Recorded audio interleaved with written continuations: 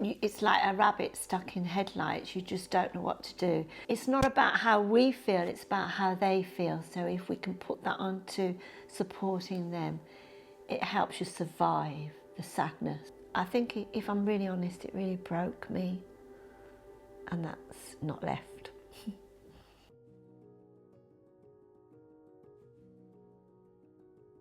I'm Adrian Hawkes. I'm one of the directors of Phoenix Community Care.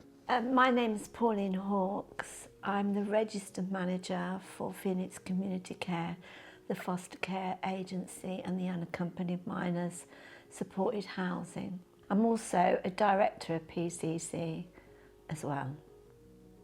We were foster carers for a local authority For many years, and came to the end after fostering quite a few children, and our family was really growing a lot. 3 children, 10 grandchildren and 4 great-grandchildren. So it was, life was a bit too busy to continue fostering. This is about 22 years ago. I was watching the television one day and I saw a boatload of refugees going towards Australia. And it was a boat trying to land refugees that they'd rescued from the sea. And the Prime Minister at that time wouldn't let them in, sent them away, and quite a few of them were drowned in that experience. I was deeply, deeply, deeply, deeply affected by it. My version of the story is that Pauline got very angry at that point and wanted to smash the television, and I said, no, it isn't the television's fault. No, I think the next thing she wanted to do is get a flight and go and punch the Prime Minister of Australia. I said, no, you won't get near him.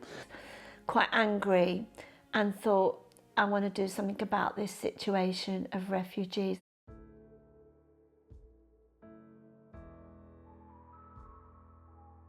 So then she said, well, what can we do? I said, there's probably lots of refugees in the UK, but we didn't know anything about that at the time. I said, why don't you make a phone call to Haringey? I rang up and asked for the Department for Refugees. I didn't even know there was one. Apparently there was. The manager of that department recognised my name. Turns out she had worked on training for foster care where we were part of the local authority. He was now the boss in charge of refugee department. And said, we'll have you on board tomorrow, whatever you want to do, we'll work with you. I felt really, really angry, desperately sad. There was a lot of bad things going on at the time. They were putting young people, like 14-year-olds, in bed and breakfast. I felt very privileged in myself and couldn't quite sort out my emotions. Here I am, extremely privileged, and looking at those situations, and especially, families and young people who've left home.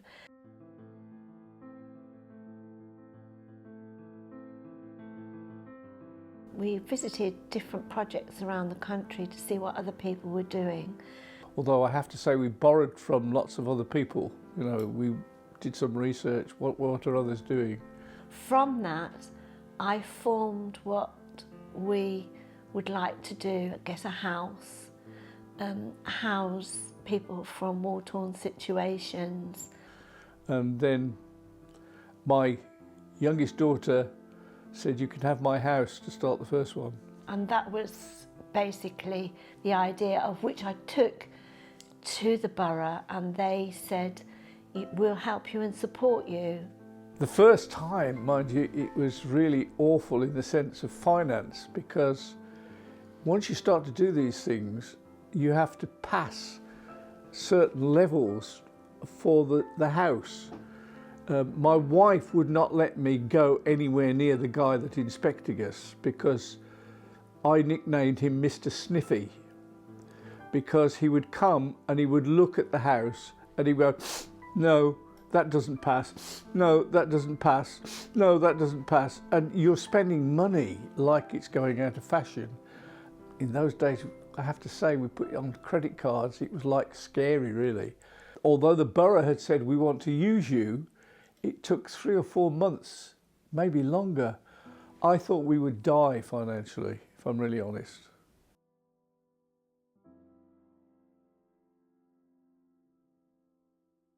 We did 8 years of semi-independence until we really felt comfortable that we knew what we were doing, and it was just a process of supporting that age group, 16 and over.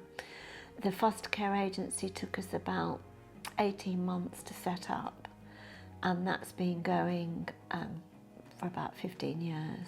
And I remember my first experience, my wife got a phone call from a local authority saying, we've got a young lady here, can you accommodate her? Yes, we can, we've got the place. She went to pick this young lady up, and we're still in touch with her 22 years later, by the way, and brought her to the house, settled her in. My wife said she was very professional in the way that she did it. She collected the young lady from social services, went around the corner, parked the car, and in tears phones me and said, get me another house now, we have to do more of this. PCC started really via unaccompanied minors. We didn't start with foster care, although that foster care is now the bigger area really. We started with unaccompanied minors. In the early days, this is 21 years ago, we were taking young ladies because that was the biggest demand and they were the most vulnerable. So 16, 17-year-old young ladies coming usually from war areas. At that time, it was a step at a time. Now we're able, semi-independent young people, they're all boys from war-torn situations. We have 27 of those young people at the moment. And then the foster care side, we have 20 families and we need many more. You can get in touch, we have a number that you can ring. There's also a website, Phoenix Community Care. See if you can join us to make a difference.